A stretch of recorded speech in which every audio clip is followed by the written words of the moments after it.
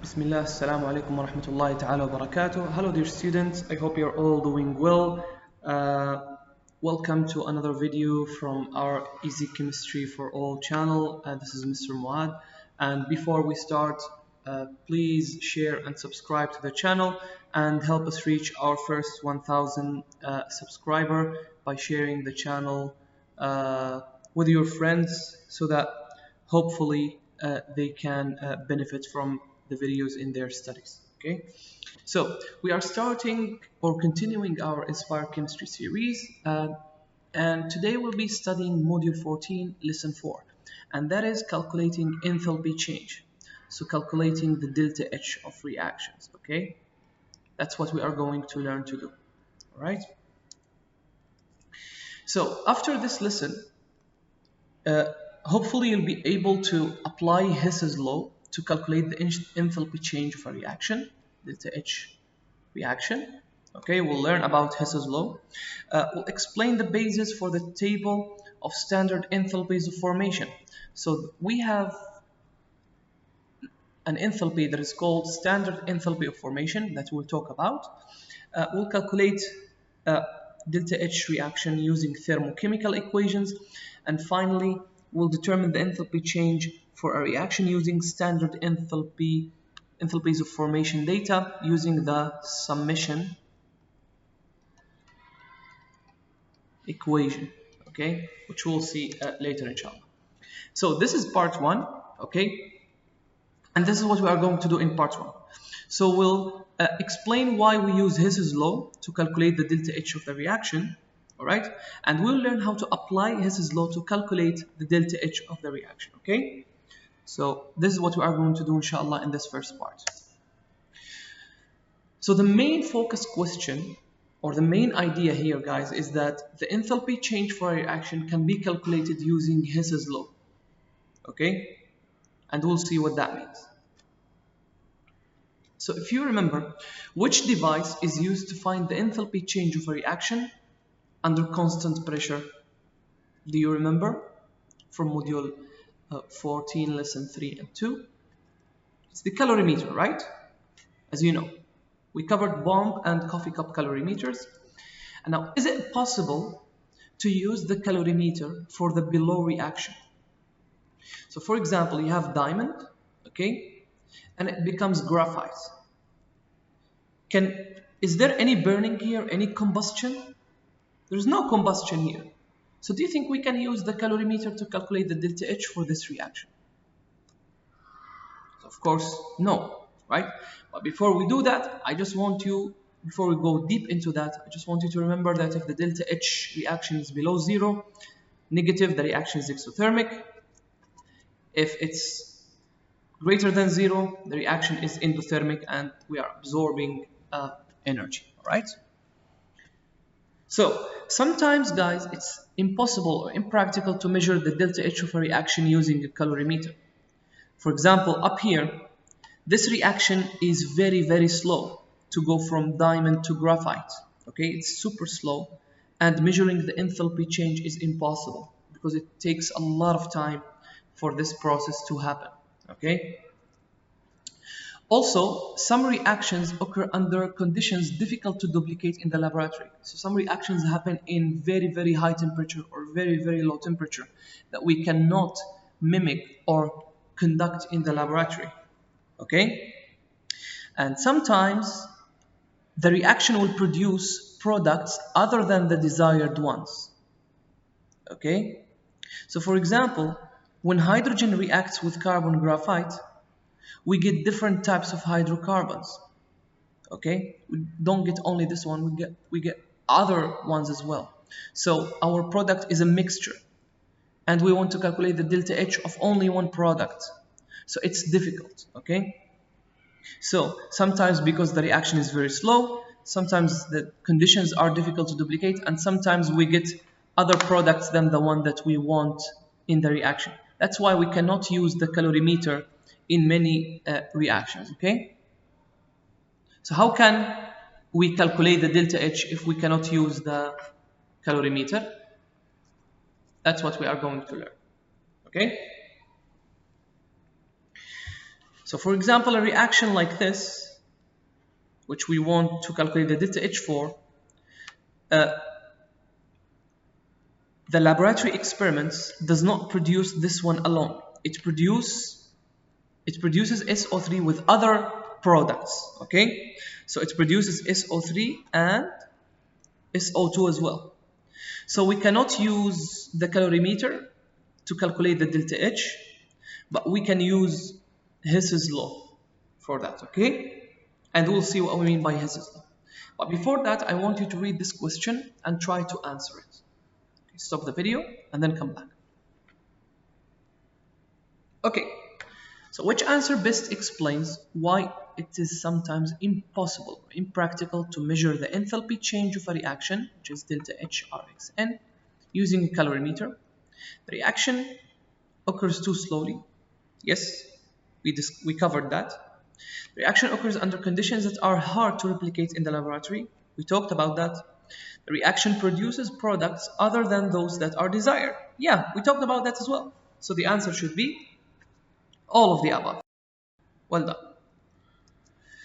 Now, what is Hess's law, guys? If we can't use the calorimeter, then we use something called Hess's law.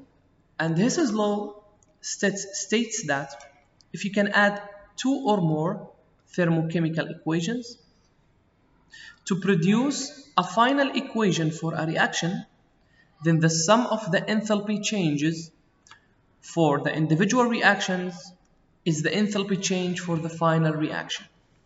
So what does that mean? So for example, you want to go from A to D and you have a delta H, right?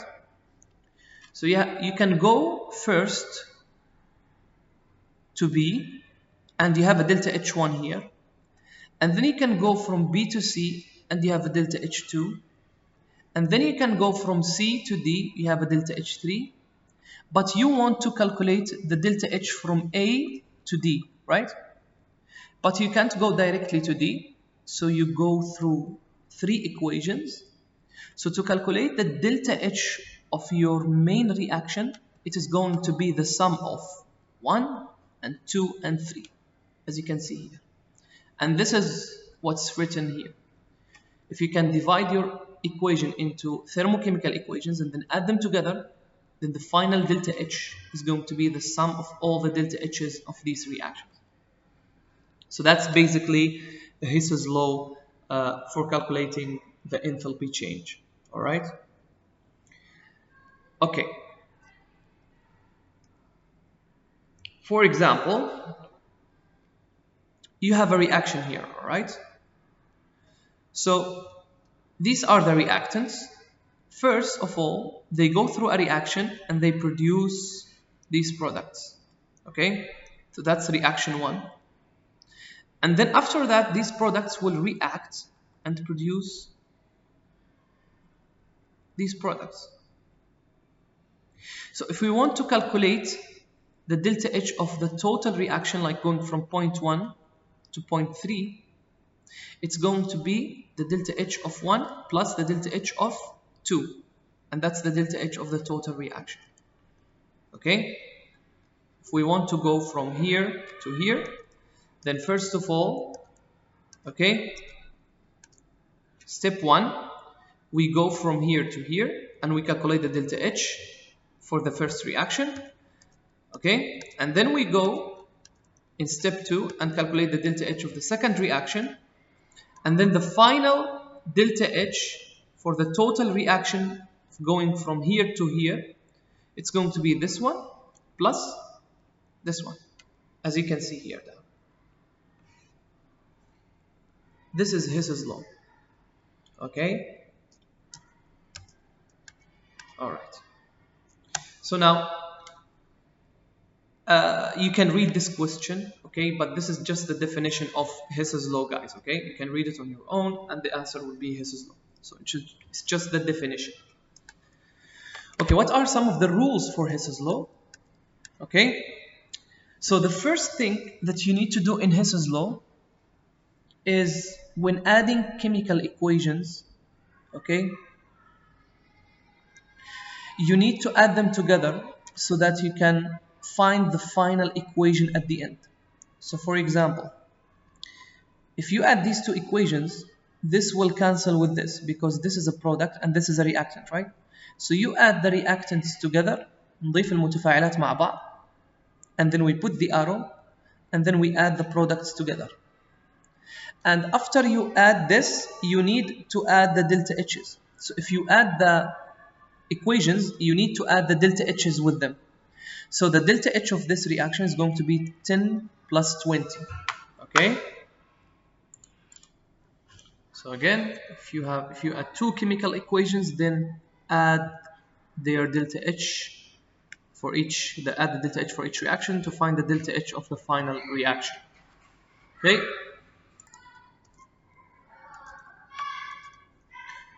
Now for rule number 2, if we reverse the direction of a chemical reaction, then the sign of the delta H reaction should be reversed. What does that mean? If I have A plus B gives me C, this is the delta H of the reaction. If I reverse it, what does the reverse mean? It means the C goes here and the A plus B goes here. So عكسنا المعادلة. Then what should I do to the delta H? I should reverse its sign. So whenever you reverse a reaction, you should reverse the sign of the delta H. If it was negative, it will become positive. If it was positive, it will become negative, and so on. Okay? And finally, if you multiply a chemical equation by a factor, then you need to multiply the delta H by the same factor. What does that mean?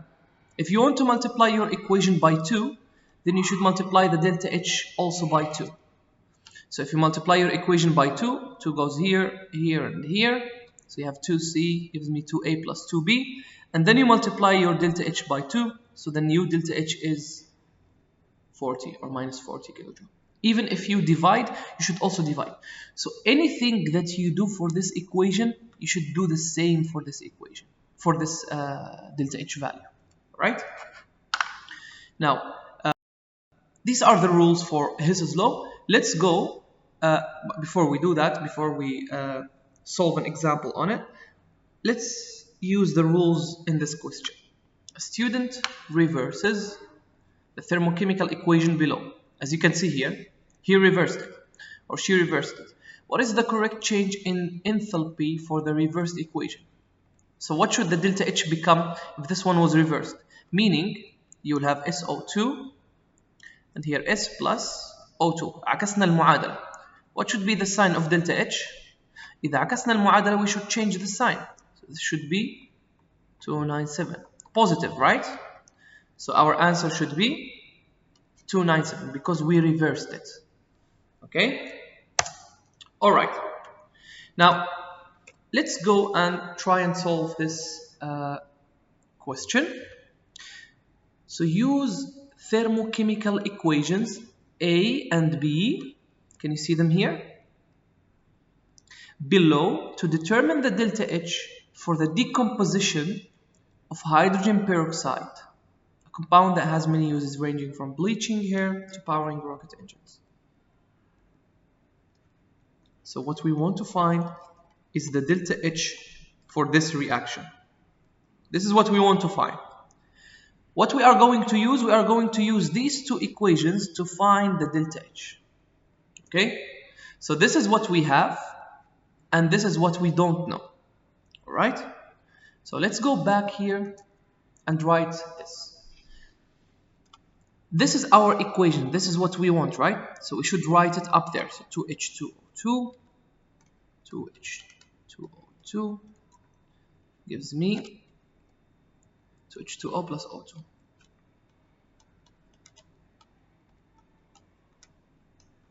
We don't know the delta H of this, right? And we have these two equations. So basically, we should play with A and B to get our equation up here. So we need to play with A and B, meaning we need to multiply them, reverse them, add them, so that the final equation after we add them should look like this. So what's the first thing that you need to do? Here's a tip. Look at this equation first. Where is H2O2 in A and B? Where is it? It's here, right? Where is H2O? It's here up, right? And where's oxygen? You can find oxygen here and here. So don't start playing with oxygen. Start playing with the other ones that appear only once. So H2O2 appears only once in B. H2O appears only once in A.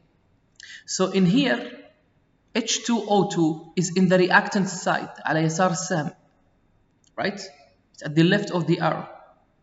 In here, it's on the right. So what you should do, you should reverse B. So if we reverse B, we will have H2O2 gives me H2 plus O2, right? And now, don't forget that the delta H should become positive 188 kilojoule. Isn't that right? Because we reversed it. Now, the H2O2 is in the reactant side. So I'm trying to play with these two equations so that I get this final one. Now look up here. This is multiplied by 2, right? So I should multiply by 2. I should multiply this equation by 2. So I'll get 2H2O2 gives me 2H2 plus 2O2. And the delta H should be multiplied by 2 as well, right? So 2 times 8, which is 376 kilojoule. So let's call this equation D.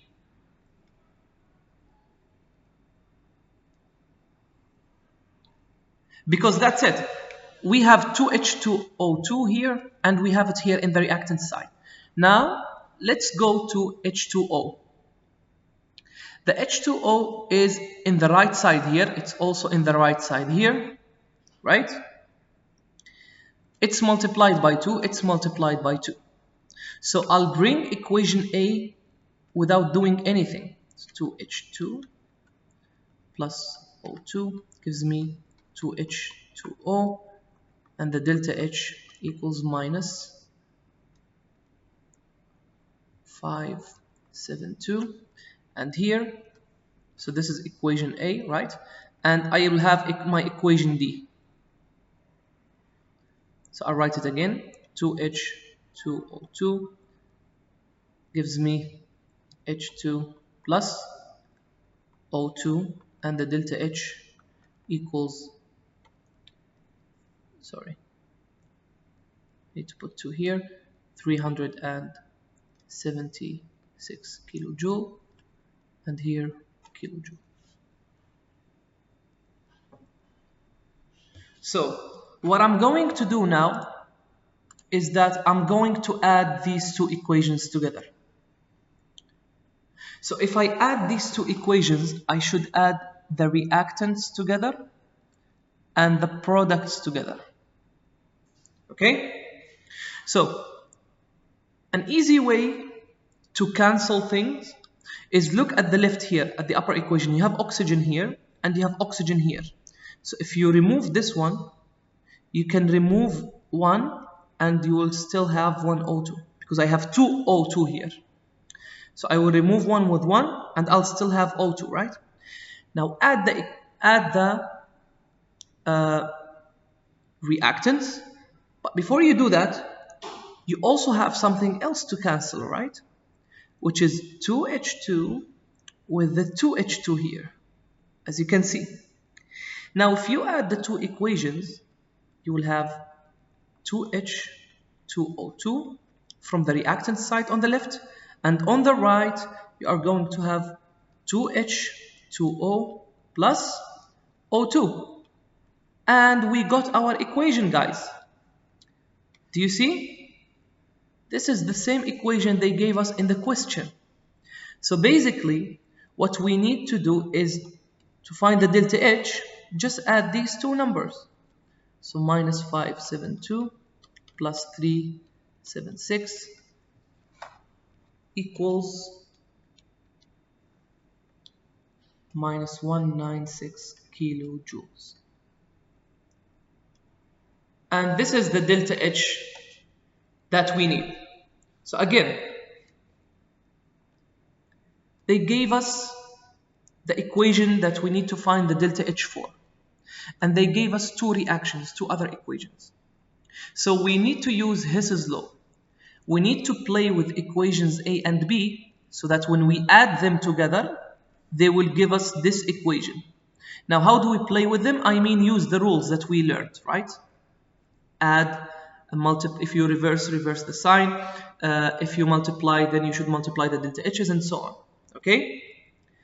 And then, when you play with them, add the two equations, and if you get your final equations as the same as the one they're asking about, then just add the delta H's and you will find your answer. And this is Hess's law. Hess's law يعتمد على التدريب وكثر الحل. ما في طريقة واحدة للحل. You just need to practice, okay, and play with the equations, trial and error. So sometimes some things will work, sometimes things will not work. But the easiest way is look at your equations. حاول ان احنا ننظر الى المعادله اللي هي طالبين الدلتا اتش حقها ونشوف كل مركب او عنصر وين موجود في المعادلات اللي معطينا اياها ونحاول نخلي هاي المعادلات نخلي هاي المركبات او العناصر اللي موجوده في اماكنها الصح في المعادلات. For example, H2O2 is in the left side here, right? I found it here. It's on the right side. So I will reverse this one. So when I reverse it, I will have it on the left side like this one. It's multiplied by 2 here. I should multiply by 2. So I multiply the whole equation by 2. And so on, okay? So this is the solution, okay? For this you can stop the video and read it again. Okay, keep going. Then you add the equations and then you get your final answer as minus 196 kilojoules. Okay? All right.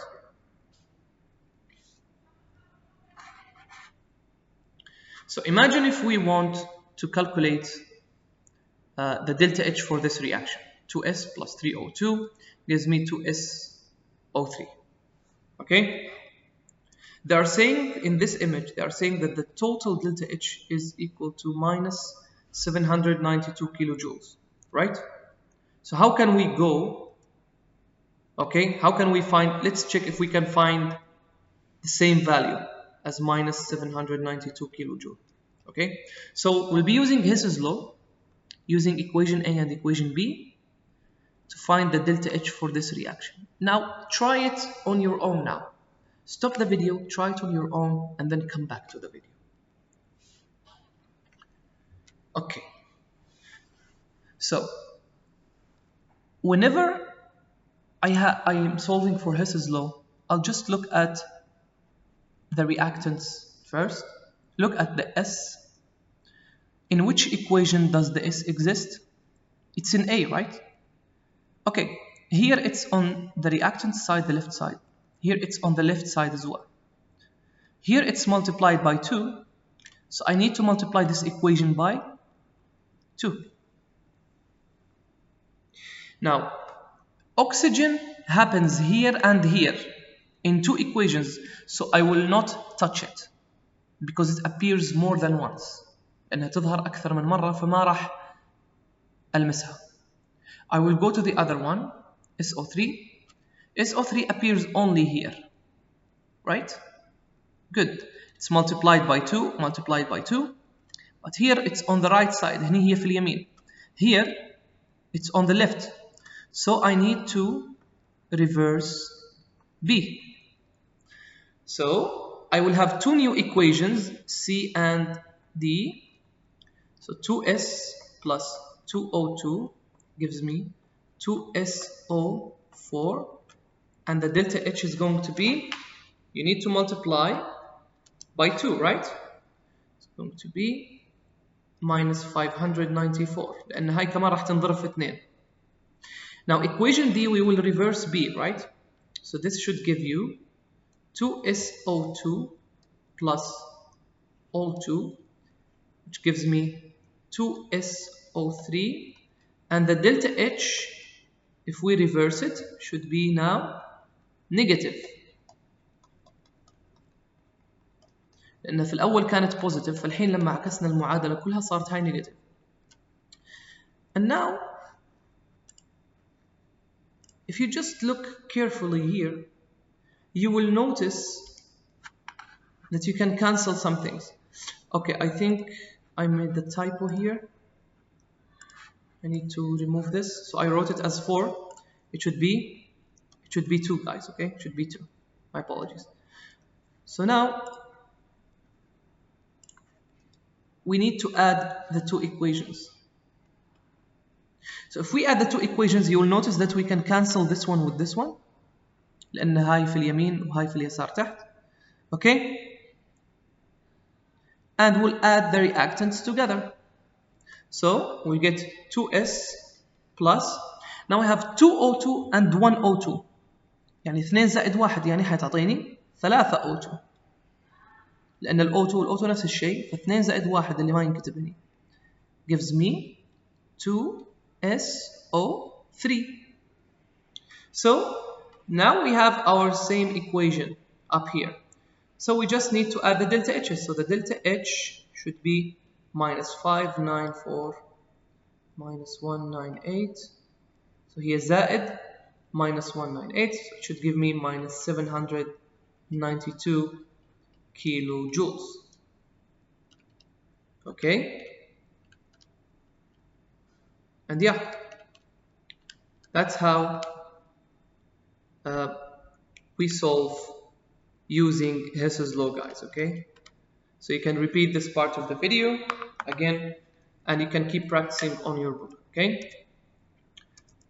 So this is what we have done. We can skip this. We can skip this. Yeah, these are some practice problems from your book. Okay? You can solve them and come here and find the solution. You can also try the challenge and you will find the solution to the challenge here.